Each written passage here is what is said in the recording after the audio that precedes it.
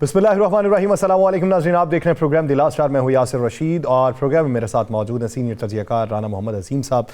नाज़रीन, पाकिस्तान के अंदर इन दिनों पाकिस्तान में सियासत में तेज़ी लाने के लिए जलसों का आगाज़ हो चुका और ये जलसे मुख्तलिफ सियासी जमातें जो हैं वो तरतीब दे रही हैं इसे अपना पॉलिटिकल नैरेटिव बनाने के लिए, आवाम को बताने के लिए कि हम किस तरीके से बरसर इक़्तिदार आएंगे, आवाम को अपना मंशूर बेचने के लिए, आवाम को माजी याद दिलाने के लिए, मुस्तकबिल की हिकमत अमली बताने के लिए। सभी की जो दौड़ इस वक्त जारी है, उस दौड़ के अंदर कौन कामयाब होगा, जो पैचअप हो रहे हैं वो पैचअप किसको फायदा देंगे, और जिसका पैचअप नहीं हो रहा और वह इनफरादी तौर के ऊपर मैदान में उतरना चाहता है तो उसका मुस्तकबिल क्या हो सकता है। जलसे जुलूसों के लिए जिन जगहों का इंतखाब किया जा रहा है, माजी की निस्बत वो किस हद तक वसी हैं या तंग हैं। ये पॉलिसी जो अपनाई जा रही है, अवामी रग़बत जलसों में जाने की, वो माजी की निस्बत ज़्यादा है या कम है। अगर ज़्यादा है तो किन वजूहात की बुनियाद पे, और अगर कम है तो कौन सी मसलहत और मंतिक के तहत। इसी पे बात करते हैं। राना साहब की तरफ बढ़ते हैं। राना साहब, क्या समझते हैं, आज के दिन इस्तेहकाम पाकिस्तान पार्टी का जलसा था, आज के दिन MKM पाकिस्तान का जलसा था, पाकिस्तान मुस्लिम लीग नून भी जलसों का शेड्यूल तय कर रही है, पाकिस्तान पीपल्स पार्टी बलूचिस्तान में जलसा करेगी। तो ये जो तमाम तर जलसे हैं, इसका फ़ायदा क्या इन तमाम सियासी जमातों को होगा या फिर इनकी मेल मुलाकातें इनको फ़ायदा देंगी? जलसे जुलूस कर रही है वो सियासी जमातें, मैं खासकर उनकी बात कर रहा हूँ। कुछ तो नई जो पैदा होने वाली सियासी जमातें हैं और कुछ वो सियासी जमातें जो इस उम्मीद पर कर रही हैं कि उन्हें शायद किसी तरह से यकीन दहानी है कि वो वज़ीर आज़म बन जाएंगे।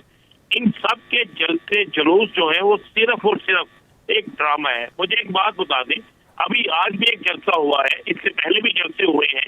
उन जलसों में आप जरा गौर करें कि लोग कहाँ से लाए जाते हैं। लोगों से जब पूछा जाता है कि आप कहाँ से आए हैं, लोगों से जब चीजें पूछी जाती हैं तो वो ऐसे ऐसे जवाब देते हैं कि बंदा हैरान रह जाता है।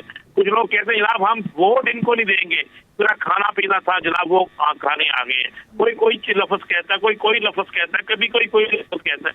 तो ये बिल्कुल इसी तरह जा रहा है। जलसे जुलूस से कुछ नहीं बनेगा। मैं आपको आज वक्त से पहले बता रहा हूँ, अगर इंतखाबात होते हैं जो मुझे यकीन होंगे, तो फिर आपको ये जलसे जुलूस, नई जमातें जो जलसे जुलूस कर रही हैं, इनका मुस्तकबिल भी आपके सामने आ जाएगा। आप जरा गौर करें ना थोड़ा सा। 21 अक्टूबर के बाद बाबूजी आए, बाबूजी ने के आने के बाद ऐसे लगा जैसे एक तूफान आ गया।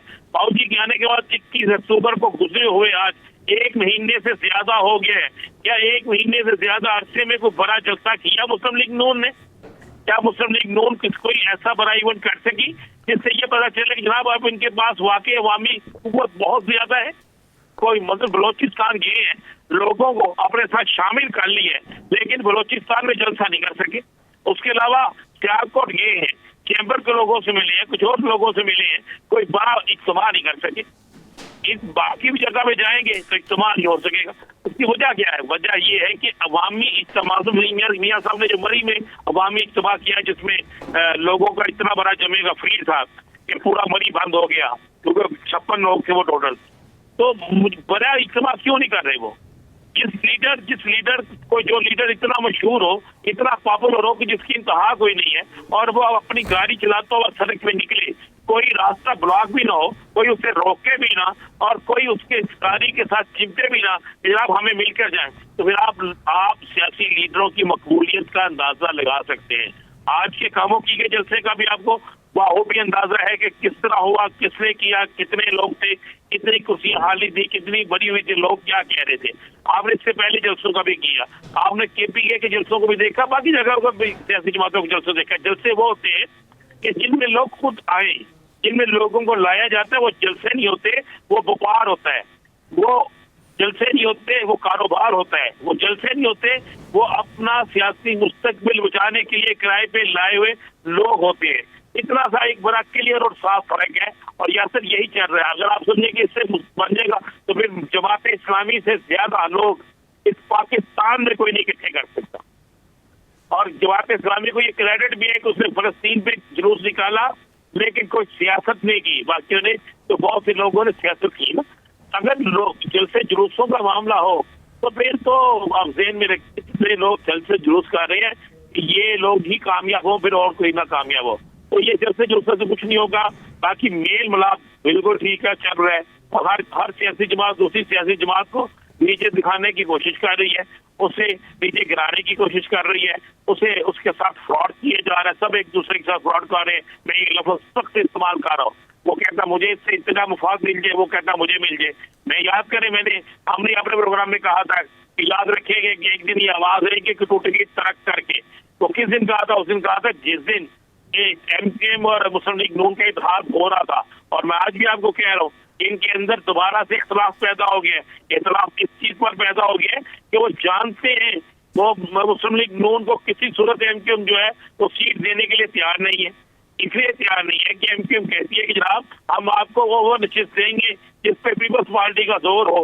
मुस्लिम लीग नून कहती है हमें वो नशिस्त दे जहाँ से आप तो 20-25 हजार वोट पर आओ, ताकि हमें पता हो कि हमने आगे वोट 20-25 हजार से ऊपर अपना लेना है। वो ऐसी नशिस्त देने के लिए तैयार नहीं है। तो ये आइंदा आपको चंद दिन में, क्योंकि फरवरी है बड़ी दूर, 8 फरवरी में बड़ा वक्त है।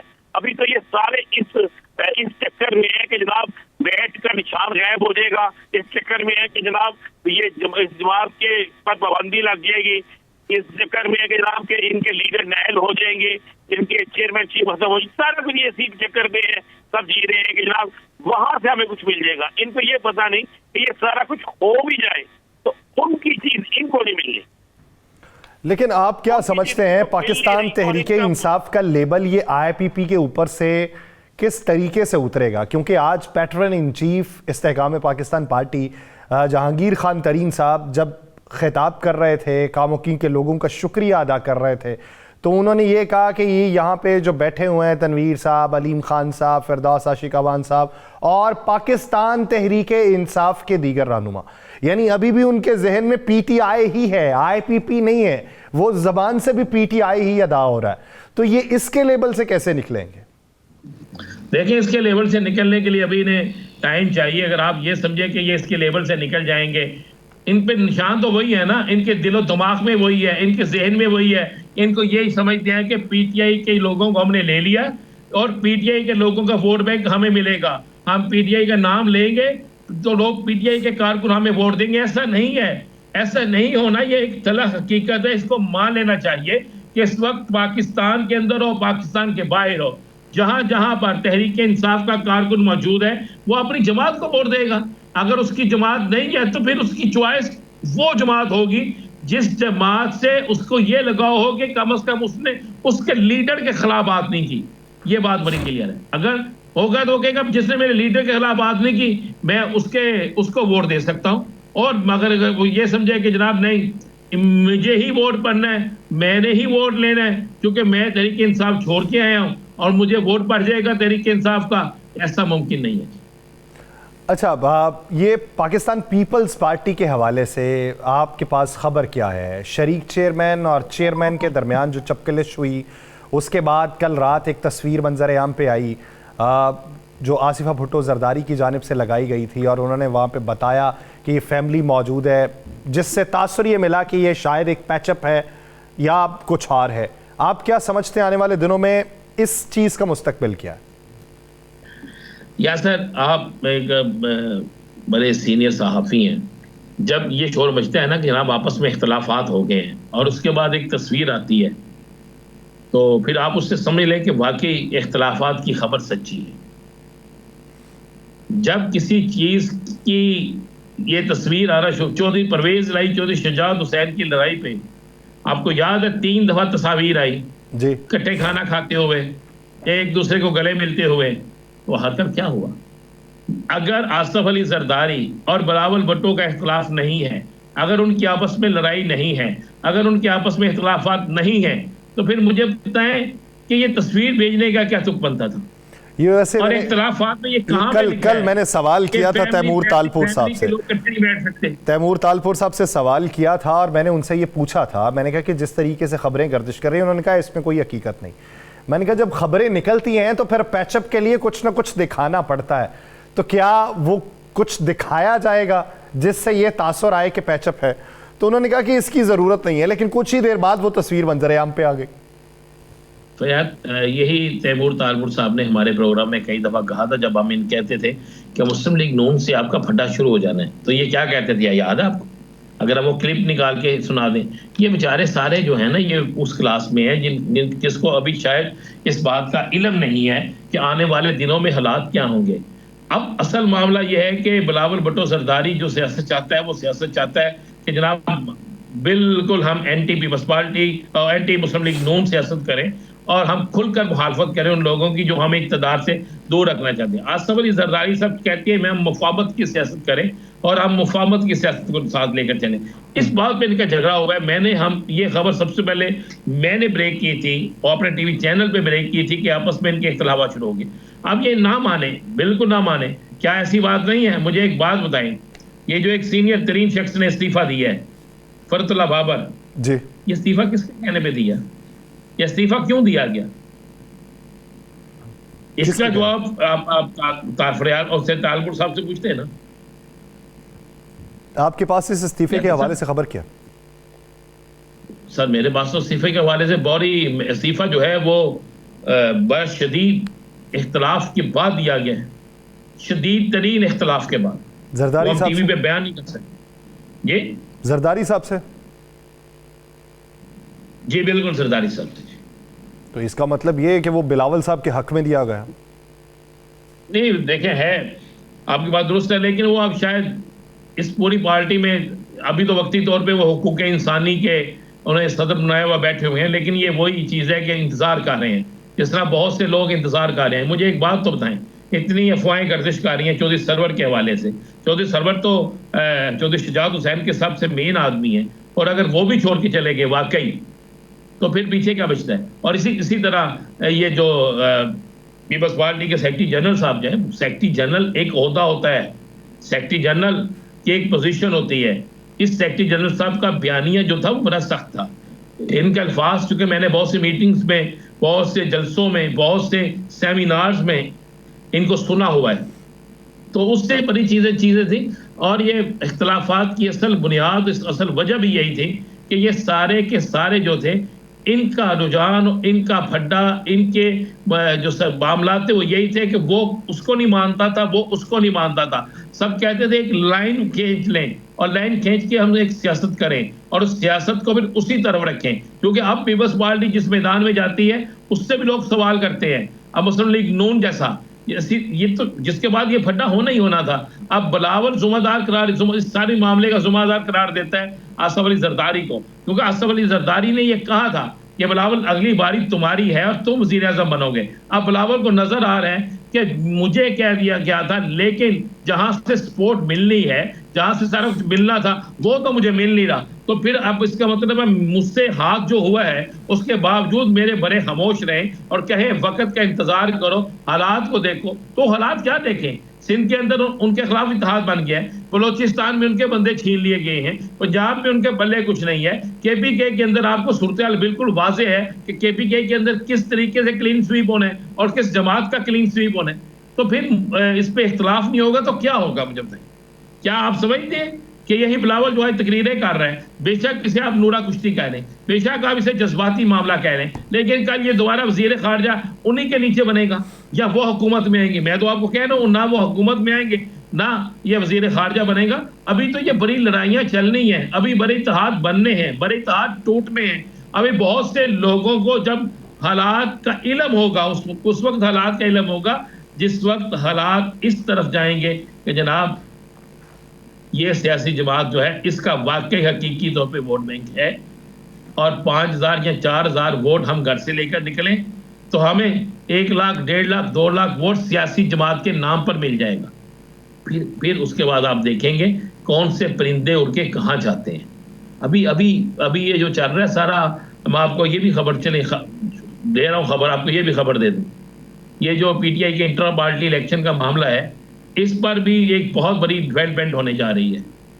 हो सकता है ताहयात वाला लफ्ज़ जो है वो भी इसमें इस्तेमाल हो जाए और वो अपनी पार्टी को बचा लें, अपने निशान को बचा लें और फिर इसको वक्त का इंतजार करें कि जब वक्त आएगा उसके मुताबिक फिर हम इस तमाम चीज़ों को आपको लगता है कि इसमें भी डेवलपमेंट होने जा रही है? इसके बारे में बात की जाएगी, लेकिन एक शॉर्ट ब्रेक के बाद। नाज़रीन कहीं नहीं जाएगा, स्टे विद अस।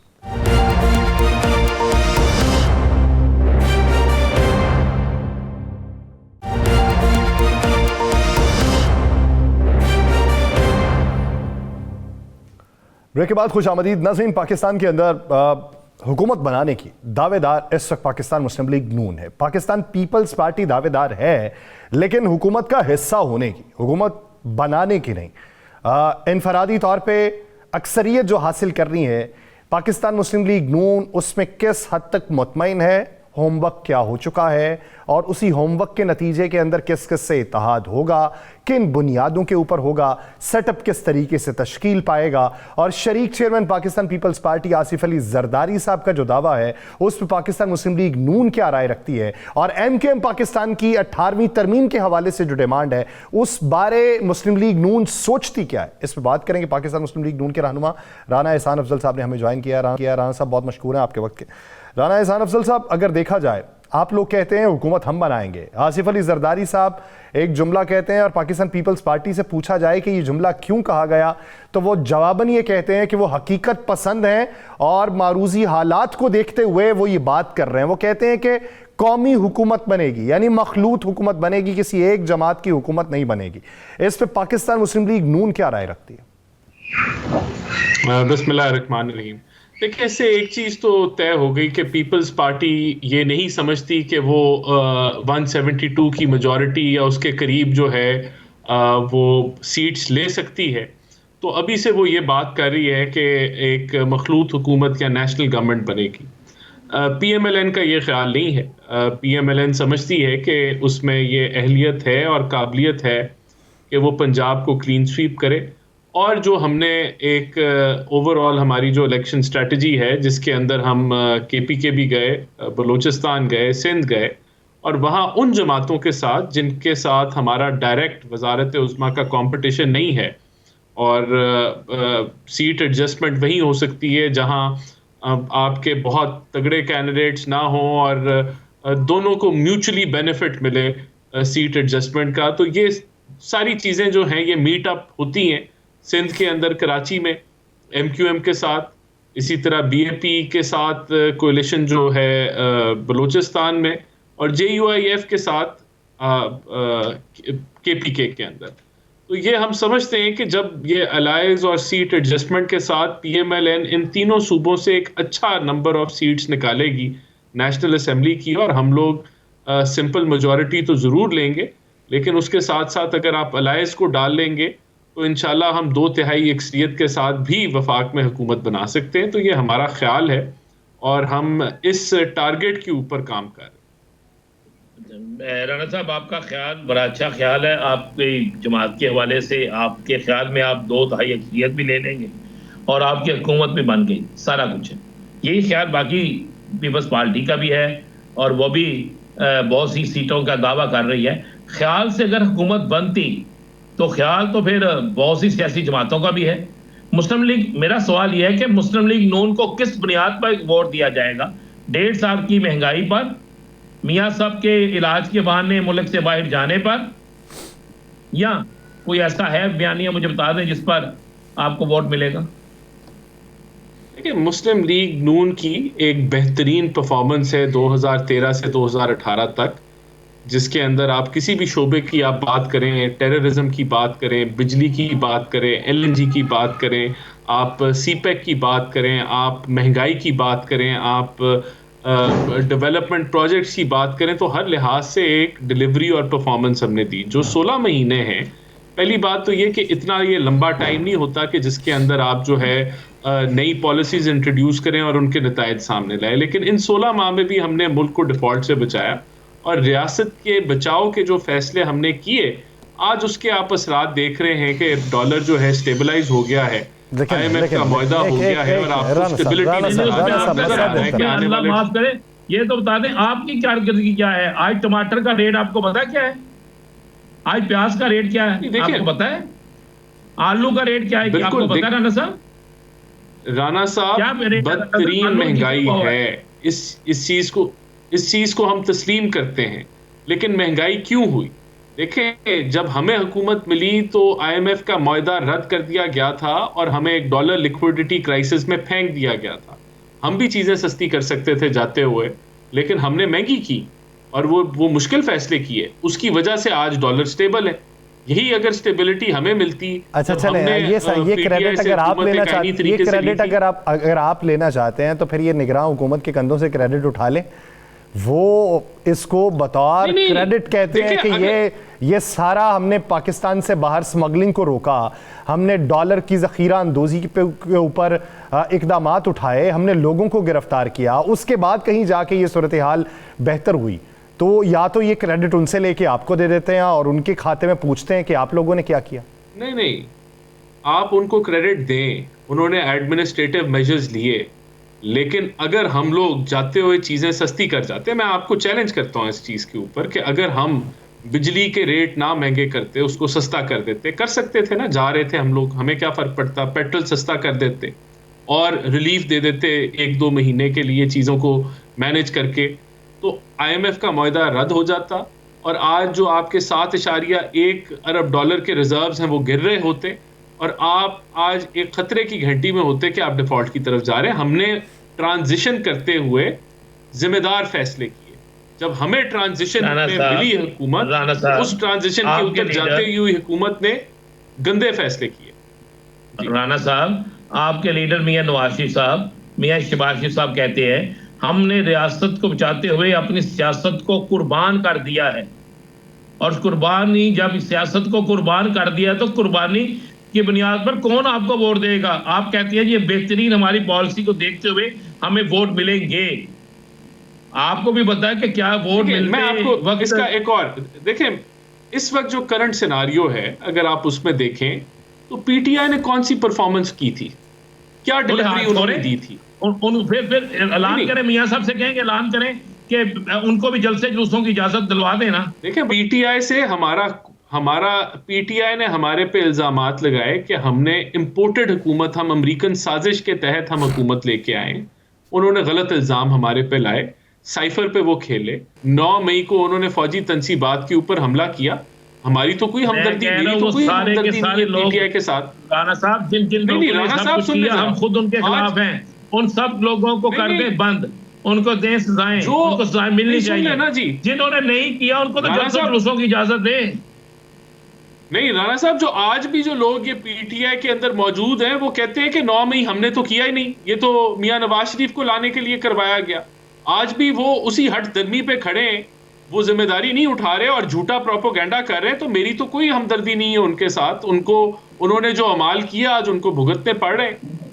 उनके अंदर इतनी अहलियत तो है नहीं कि वो जिन्होंने किया के साथ बैठ सके। मिलनी चाहिए, इसमें कोई हमायत नहीं है। हम खुद कहते हैं ये बात, लेकिन बात एक बड़ी सिंपल सी है, जिन्होंने नहीं किया, जो लोग इसमें मुलव्वस नहीं है, उनको तो जलसे जुलूसों की इजाजत दिलवा दें। आज का तो सब कुछ आपके हाथ में रोक रहे, हम तो नहीं रोक रहे, हम तो क्या राजा रियासत से सवाल करते हैं, उन्हें आप उनकी बात मानी जाती है। नहीं, मैं कह रहा हूँ राणा साहब करें, ये हमने तो नहीं इजाजत देनी, जिनसे लेनी है इजाजत उनसे ले ले। नहीं नहीं, अभी इंशाल्लाह इलेक्शंस के बाद जब अवाम का वोट डलेगा तो जरूर हमारी उम्मीद है हम हुकूमत में आएंगे, लेकिन जिनसे इजाजत लेनी है उनसे ले लें इजाजत। अच्छा, अब आप राणा साहब ये बताइए, आपने ही कहा था कि कोई भी हुकूमत आ जाए 2 साल लगेंगे अवाम को रिलीफ मिलने में, तो जब इसी बुनियाद के ऊपर आप अवाम से वोट मांगेंगे कि 2 साल बाद बेहतरी आएगी, तो क्या समझते हैं कि उसके ऊपर वोट बैंक कितना होगा? और जब आप अवाम को ये बताएंगे कि आते ही बेहतरी आ जाएगी, तो तब वोट बैंक कितना होगा? देखें, वो एक बादशाह सलामत था और उसके दरबार में एक गायक आया और उसने बड़ा अच्छा गाना सुनाया। तो बादशाह सलामत ने कहा कि मैं तुम्हें इतनी अशरफियां देता हूँ। उसने और सुरीली आवाज में गाना सुनाया, उसने कहा मैं तुम्हें इतनी ज्यादा और अशरफियां देता हूँ। जब वो खत्म हो गई महफिल, तो गायक ने कहा कि मेरी अशरफियां कौन मुझे देगा? तो उसने कहा तुमने मेरे कानों को सुकून दिया, मैंने तुम्हारे कानों को सुकून दिया। तो ये कर करके हम इस हालत में पहुंच गए हैं कि पाकिस्तान की आज जो हालात हैं, हम 50 लाख घर बनाएंगे, 1 करोड़ नौकरियां देंगे, हमारा मंशूर आ रहा है, हकाइक पे मबनी होगा। इंशाल्लाह जो वादे करेंगे उनको डिलीवर करेंगे, लेकिन झूठे वादे नहीं करेंगे और झूठे ख्वाब नहीं। अल्लाह करे ऐसा ही हो। राणा साहब, हमारी भी ये दुआ है कि अल्लाह करे ऐसा ही हो, ये हमारी दिल से दुआ है। और हम उम्मीद भी करते हैं कि अल्लाह करे कोई ऐसा निकल आए। लेकिन फैसला अवाम ने करना है। बिल्कुल, फैसला अवाम ने करना है जी। ये और हर एक को एक फ्री फेयर चांस मिलना चाहिए, और इलेक्शन ट्रांसपेरेंट होना, फ्री होना और ठीक होना बड़ा ज़रूरी है मुल्क में पॉलिटिकल अल्लाह करे। स्टेबिलिटी के लिए। मुझे लगता है आपकी इस गुफ्तगू के बाद आप ही की जमात आप ही को ना निकाल दें। नहीं, इंशाल्लाह ऐसे नहीं होगा जी। ये टिकट्स की तकसीम का अमल कब तक मुकम्मल हो जाएगा? मेरे ख्याल से ये अब डेडलाइन तो गुजर चुकी है। मेरा अंदाज़ा है कि 10 दिसंबर तक चीज़ें जो हैं वो क्लियर हो जाएंगी टिकटों के हवाले से। और इत्तेहाद के हवाले से, सीट एडजस्टमेंट के हवाले से? वो तो देखें, कमेटीज़ बनी हैं जो मुख्तलिफ जमातों के साथ इल्हाक हुआ है, उसके ऊपर कमेटीज़ फॉर्म होंगी। दोनों जो दीगर जमातें हैं उनके साथ मुशावरत के साथ बैठ के फाइनलाइज होगा कि कहाँ कहाँ सीट एडजस्टमेंट होगी, कैसे होगी, उसके मुहर्रकात सारे जो हैं वो तय पाएंगे। ये भी मेरे ख्याल से जो इलेक्शन कमीशन का पूरा स्केड्यूल आता है कागजात नामजदगी जमा कराने का, उसके साथ और उसके दौरान जो है ये चीज़ें मुकम्मल हो जाएंगी। चलिए राणा साहब, अल्लाह आपको ज़िंदगी दे। जिस दिन ये मुकम्मल होंगी उस दिन फिर आपसे दोबारा प्रोग्राम में ज़रूर पूछेंगे कि शेड्यूल, इलेक्शन सब कुछ पूछेंगे, हो गया। बिल्कुल ठीक है। देखिए, हमारी ख्वाहिश है कि 8 फरवरी को इलेक्शन हो जाए और अब डिले ना हो। ये हम समझते हैं, हमारी जमात समझती है कि अब ये मुल्क के मफाद में है कि अब 8 फरवरी को ही इलेक्शन हो जाए और फर्दर डिले ना हो। ये हमारा तो यासर रशीद की भी है कि मैं वज़ीर आज़म बन जाऊँ जी, मेरी भी है मैं वज़ीर आला बन जाऊँ। मुझे मैं इधर ही अच्छा हूँ सर। देखिए, कोई राना साहब, ख्वाहिश करना कोई बुरी बात नहीं है। ख्वाहिश करता है बंदा या ख्वाब देखता है तो उसकी तरफ बढ़ता है। मैं तो जिस शहर से हूँ, मेरी तो ज्यादा से ज्यादा भी ख्वाहिश हुई तो राजा रियाज बनने की होगी, उससे ज्यादा नहीं हो सकती। राणा साहब नु तुसी जान के तंग आ रहे हो। राणा साहब ये बताइए, मंशूर कमेटी के सरबराह इरफान सिद्दीकी साहब, जब ये खबर मंजर आम पे आई थी कि 18वीं तरमीम में कुछ तब्दीलियां की जाएंगी, कुछ शिकों के ऊपर गौर खौज हो रहा है, तो उन्होंने आके तरदीद कर दी। उन्होंने कहा ऐसी कोई भी सिफारिश हमारे सामने मौजूद नहीं है। लेकिन MQM पाकिस्तान आपके साथ इत्तेहाद करने वाली है, तो खालिद मकबूल सिद्दीकी साहब कहते हैं कि 18वीं तरमीम ने सिंधी को कुछ नहीं दिया, जागीरदारों को मजबूत ज्यादा किया है। तो अगर वो इस बात पे बजिद हो जाते हैं कि आप हुकूमत में आए और 18वीं तरमीम में तब्दीली कीजिए या इसका खात्मा कीजिए, तो आपकी प्लानिंग क्या होगी? देखिए, MQM की एक जो बड़ी उनकी डिमांड है वो ये है कि जो डेवोल्यूशन ऑफ पावर्स 18वीं तरमीम के तहत सूबों को हुई वफाक से, वो वहीं रुक गई और वो लोकल बॉडीज़ को उस तरीके से डिवॉल्व नहीं हुई। उसमें 2 इश्यूज जो वो मेन रेज करते हैं। Number 1, continuity of local bodies. Number 2, उनकी फाइनेंशियल इंडिपेंडेंस। और उसकी वो बात करते हैं कि ये आईने कॉन्स्टिट्यूशनल कवर मिलना चाहिए है लोकल बॉडीज़ को भी।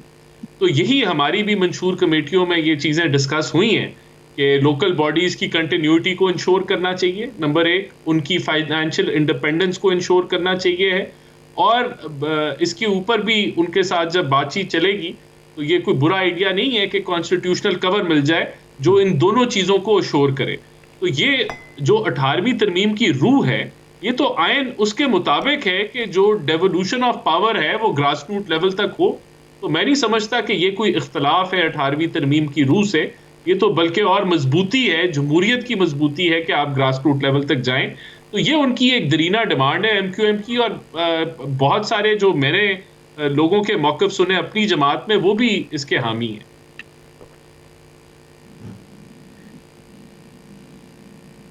राणा साहब जी, मैं अब इस पे क्या, राणा साहब मैं चाहता हूँ यासर साहब आज आप ही सवाल करें। ज्यादा मैं सवाल करूंगा तो वैसे मुस्लिम लीग नून बुरा बना जाती है। नहीं, राणा साहब बैठे हुए, कब गुस्सा मनाया उन्होंने आपकी बात का? नहीं, राणा साहब तो भाई हैं जी, राणा साहब तो भाई हैं। ये बेचारे मेरी ये दुआ है कि इनको पार्टी में रहना चाहिए। ऐसे लोग पार्टी में रहेंगे तो पार्टी मजबूत होगी, पार्टी बचेगी, और ये मेरी दुआ है। देखें, मैं समझता हूँ कि बहुत जिन हालात में हम पहुँच गए हैं, जिस हालत में मईशत है, ये वाकई नहायत ही अफसोसनाक सूरत हाल है।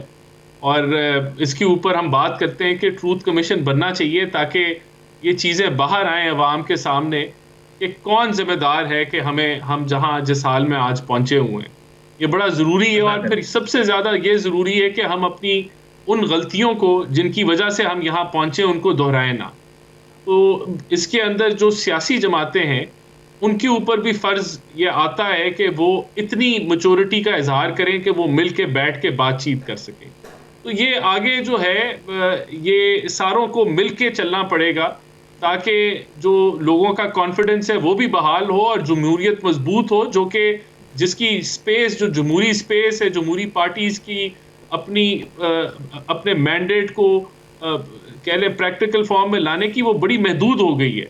और ये अफसोसनाक बात है, लेकिन मैं समझता हूँ कि जिस मरहले में पाकिस्तान है उस पर और भी ज़्यादा जिम्मेदारी पड़ती है सियासतदानों पे कि वो इन मामलात को सीरियसली देखें और जो कह लें कि जो बड़ी बड़ी बातें और बड़े बड़े दावे उनसे हटके सबको मिलके चलना होगा। ये जो जुमला एक खास इस्तेमाल किया जाता है ये भी सब के लिए नहीं होता। इस सब में कौन कौन शुमार है और कौन कौन माइनस है? देखिए, इसमें एक आदमी जो है बदकिस्मती से देखें, उसमें मुझे लगता है, ये मेरी पर्सनल राय है कि कैपेसिटी और कैपेबिलिटी ही नहीं है कि वो लोगों के साथ बैठे और जब आप कंसेंसस के साथ मैं ठीक है, नजरियात से इख्तलाफ रखना वो आपका इख्तियार है। बात यह है कि जब आप एक आदमी कहते हैं तो वो एक आदमी फिर 3 आदमी कहेगा, 3 आदमी फिर 6 आदमी कहेंगे। तो इसलिए जब सब है तो फिर कुली तौर पे सब है, तो जब सब नहीं है तो वो सेलेक्टिव होता है। तो आप फिर उस सब को सेलेक्टिव के तौर पे क्यों इस्तेमाल करता है? देखें, हम सियासत में एक दूसरे पे इल्ज़ाम भी लगाते हैं, हम एक दूसरे के खिलाफ बात भी करते हैं, लेकिन अगर आप कहें कि ये आलमी साजिश के ज़रिए आए हैं, अगर आप कहें कि ये चोर चक्के हैं, मैं इनके साथ बैठूंगा नहीं, बात नहीं करूंगा, ये दहशतगर्दों से भी बुरे हैं, उनसे मैं बात कर लूंगा, तो फिर मैं समझता हूं कि फिर हमने तो जब देखें 2008 से 18 हुकूमत ऑपोजिशन मिलके चली और उसका वर्किंग रिलेशनशिप था, तो उसको फ्रेंडली ऑपोजिशन का नाम कहा जाता था कि इन्होंने बारियां लगाई हुई हैं, लेकिन ये मैच्योरिटी थी कि वो मिलके चल सकते थे। जो उसके बाद पीटीआई का दौर आया उसमें हुकूमत और ऑपोजिशन का राब्ता खत्म हो चुका था, एक दुश्मनी में कन्वर्ट हो गया था। आप हमें ऑपोजिशन को छोड़े, कोalition पार्टनर्स को जो है वो उनके साथ कंसेंसस या मुशावरत नहीं थी, उनको टेलीफोनों के जरिए मैनेज और मनूवर किया जाता था। तो मैं तो समझता हूं कि अगर मिलके चलना चाहिए, ये बदकिस्मती है कि सियासतदान मिलके नहीं बैठ सकते, लेकिन मैं इसका जिम्मेदार कम से कम जो हालिया जब आपकी हुकूमत थी, पाकिस्तान पीपल्स पार्टी ऑपोजिशन के तौर पे थी, तो तब वर्किंग रिलेशन कैसा था? वर्किंग रिलेशनशिप एग्जिस्ट करता था। आप नेशनल एजेंडा 18वीं तरमीम हुई, आपने इलेक्शन एक्ट पास कराया, सारी जमातें उन्हें मिलके किया। अब असेंबली के अंदर एक अच्छा माहौल था, तो बिल्कुल नारेबाजी भी होती थी, सब कुछ होता था, लेकिन आप एक दूसरे के साथ चलते भी थे। तो ये चीज खत्म होगी 2018 के बाद, जो कि बदकिस्मती है पाकिस्तान की बदकिस्मती है जमहूरियत के अंदर के वर्किंग ऑपोजिशन और हुकूमत का खत्म हुआ। बहुत शुक्रिया राना एहसान अफजल साहब इस हवाले से अपना वक्त देने के लिए। नाज़रीन, दीगर इश्यूज पे बात करेंगे एक शॉर्ट ब्रेक के बाद, कहीं नहीं जाएगा, स्टे विद अस।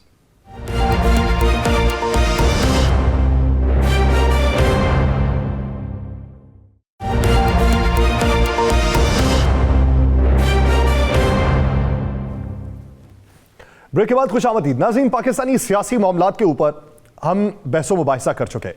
बेहतरी का रास्ता किस तरीके से निकल सकता है, अवाम को राम किस तरीके से किया जा सकता है, कौन कौन सा नैरेटिव बेचा जा सकता है, किस चीज़ की वजह से अवाम को अपनी तरफ राग़िब किया जा सकता है या उनकी तवज्जो मबजूल करवाई जा सकती है। ये सारी सियासी पार्टीज इसी तगोदों में लगी हुई हैं, लेकिन जरूरत इस अमर की है कि आके ये बताया जाए कि सिस्टम को बेहतर क्या किया जा सकता है, आके ये बताया जाए कि लूप होल्स को दूर कैसे किया जा सकता है, आके ये बताया जाए कि सुकम किस वजह से था और उसकी बेहतरी किस तरीके से हो सकती है, आके ये बताया जाए कि मईशत को बेहतर करने के असलूब क्या होते हैं और उसके लिए हमारी तगोदो क्या होगी। इस तरफ तवज्जो कोई नहीं देता।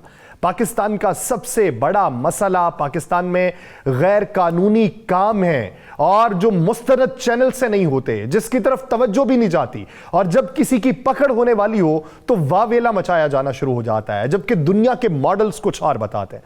तो मौशी निज़ाम के ऊपर बात की जाएगी। फॉरेक्स एक्सपर्ट राशिद अशरफ साहब ने हमें ज्वाइन किया। राशिद साहब, बहुत मशकूर है आपके वक्त के।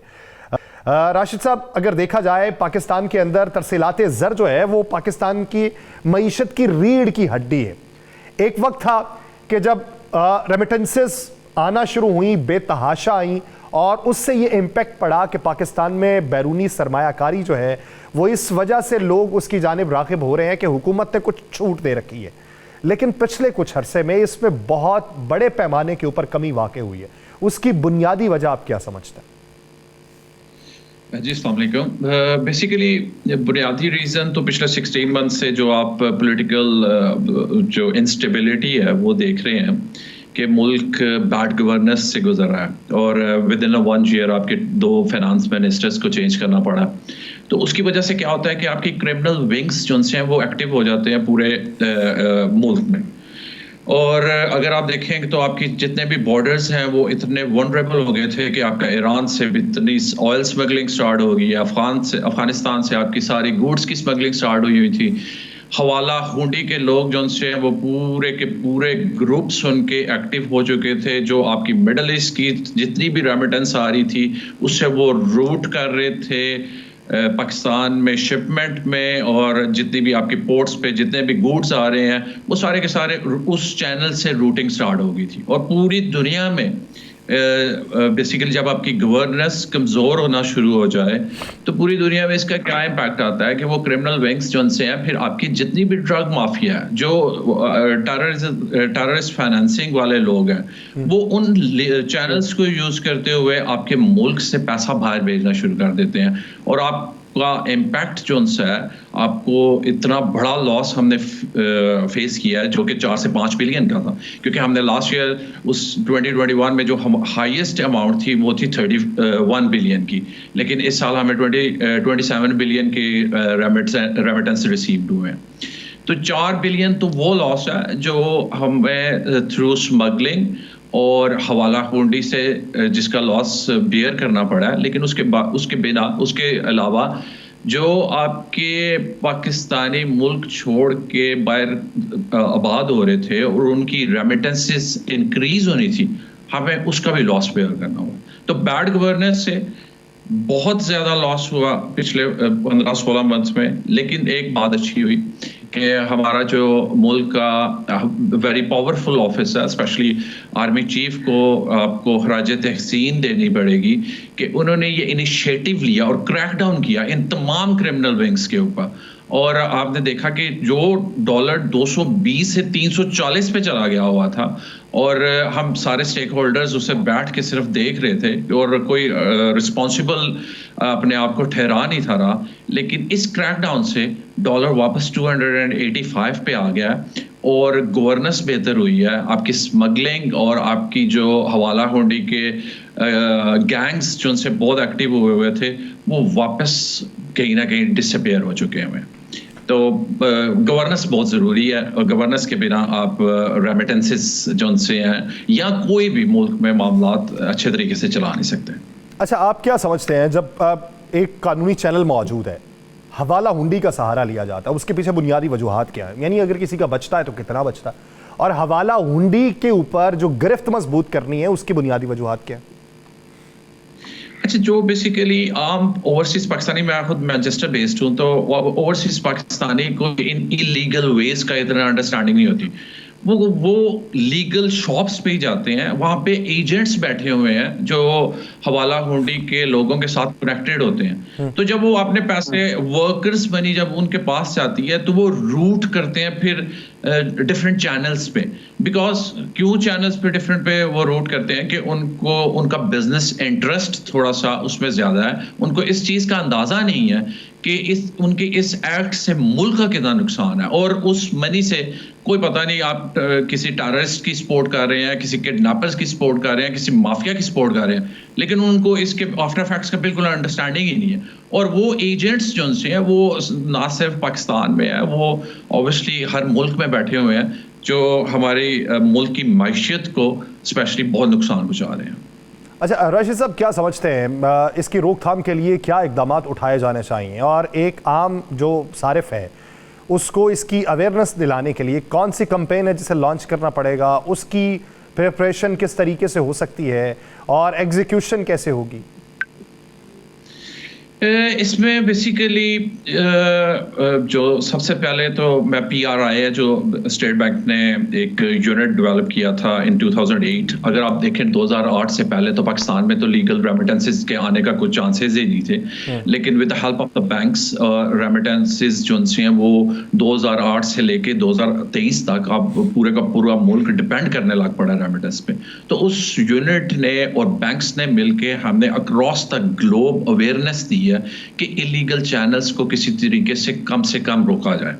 और बैंक जो से हैं इस बैंक्स बेसिकली मुख्तलिफ जो से सेलिब्रिटीज़ हैं, आपके जो स्पोर्ट्स सेलिब्रिटीज़ हैं, और यहाँ पे रोड शोज़ हमने मुनक्कद किए कि यार लोगों को अवेयरनेस दी जाए कि किसी तरीके से कम वो इलीगल चैनल यूज़ करें, और जितने भी वो अपनी हार्ड अर्न मनी है वो थ्रू लीगल चैनल भेजें पाकिस्तान में, और उससे मुल्क का भी फ़ायदा और उनका भी फ़ायदा। और इसी तरह PRI का बहुत अच्छा इनिशिएटिव था कि रिबेट की अमाउंट इन्होंने इंक्रीज कर दी है। जो ऑर्गेनाइजेशंस पाकिस्तान पैसे भेज रही हैं लीगली, अब वो कस्टमर से ज़ीरो फीस ले रही हैं। कस्टमर्स को जब इस बात का पता चल रहा है कि मुझे सर्विस भी अच्छी मिल रही है, मुझे जो फीस भी नहीं मिल रही, रेट भी अच्छा मिल रहा है, तो वो इलीगल वेज को फिर थोड़ा सा अवॉइड करता है और लीगल चैनल्स की तरफ जाता है। अच्छा राशिद साहब, जो रेमिटेंसेस मुल्क में आ रही हैं प्रॉपर लीगल चैनल, इसके लॉन्ग टर्म इम्पैक्ट क्या होगा? देखिए बहुत अच्छा क्वेश्चन है ये। मैं बेसिकली बैंकिंग चैनल्स के साथ आजकल बहुत ज़्यादा लिंक्ड हूँ, और मेरा बेसिकली गोल भी ये है या इनिशिएट कर रहे हैं पाकिस्तान में कि पाकिस्तान में कोशिश करके ज़्यादा से ज़्यादा जितनी भी रेमिटेंसेस आ रही हैं वो 27 बिलियन है वो थ्रू वॉलेट्स आ सके, ताकि हम इनकी स्पेंडिंग को ट्रैक करते हुए अपने ओवरसीज़ पाकिस्तानी के साथ बॉन्डिंग क्रिएट करनी है। हमारी बॉन्डिंग जब ज़्यादा से ज़्यादा इंक्रीज़ होगी तो वो लोग जो बेसिकली पाकिस्तान से मायूस हो चुके हैं, और ड्यूरिंग द कोरोना जब यहाँ पे बहुत ज़्यादा amount in the shape of welfare मिली है, और वो सारे के सारे पाकिस्तान में किसी न तरीके से इन्वेस्ट करते रहे। अब उनकी इन्वेस्टमेंट या तो एसेट्स थी, या वो बेसिकली किसी प्रॉपर्टी के बिजनेस में थी, या ऐसी जगहों पे थी जहां से उनको फीडबैक भी इतना अच्छा नहीं आया और उनके साथ कोई बेईमानी हो गई है। तो वो अब पूरे का पूरा पाकिस्तान का इमेज जो है वो उनके सामने तो बहुत बुरा हुआ है। तो जब हमारे पास वॉलेट्स आएंगे और हम ओवरसीज के लिए एक ऐसी कम्युनिटी डेवलप करेंगे और एक ऐसा कंप्लेंट सेंटर बनेगा कि उनको कोई भी पाकिस्तान में किसी भी अदारे से कुछ भी इशू आया हो और उनकी वन विंडो पे वो सारी की सारी कंप्लेंट्स क्लियर हो जाएं, तो मुझे ऐसे लगता है कि इसके दूरस जो उनसे नताइज होंगे, क्योंकि पाकिस्तान ओवरसीज कम्युनिटी में ऐसा ब्रेन मौजूद है जो पाकिस्तान के अंदर ऐसी इन्वेस्टमेंट और न्यू इनिशिएटिव के जरिए मुल्क की तरक्की में वो हमारे साथ कदम ब कदम चल सकते हैं। तो सबसे ज़्यादा ज़रूरी है कि हमें डिजिटली पाकिस्तान में एक कैशलेस सोसाइटी और ओवरसीज़ पाकिस्तानी के लिए, जिसे बेसिकली एयरपोर्ट से लेके अपने घर तक उसे ऐसा फील हो कि वो बेसिकली यूरोप में ही रह रहा है। सिक्योर है, वो सिक्योर होना भी वो आपको एक तासुर देता है कि आप एक बेहतर ज़िंदगी गुजार रहे हैं या बेहतर मुल्क के अंदर मौजूद है जिसकी पॉलिसीज़ बेहतर है। बहुत शुक्रिया राशिद साहब इस हवाले से अपना वक्त देने के लिए। नाज़रीन, प्रोग्राम का वक्त ख़त्म हुआ जाता है, मुझे दीजिए इजाज़त। अपना बहुत सा ख्याल रखिएगा। अल्लाह ने के बाद।